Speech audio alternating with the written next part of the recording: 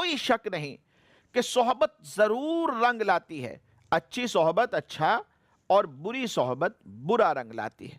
نبی پاک صلی اللہ علیہ وسلم کی حدیث مبارک ہے، اچھا ساتھی وہ ہے کہ جب تو خدا کو یاد کرے تو وہ تیری مدد کرے، اور جب تو بھولے تو وہ تجھے یاد دلائے کہ انسان غلط راستے پر چل رہا ہے اور وہ اس کو ٹوک دیتا ہے، بھائی یہ گناہ کا راستہ ہے، یہ اللہ کی نافرمانی کا راستہ ہے، یہ اللہ تبارک و تعالیٰ کو ناراض کرنے والا راستہ ہے.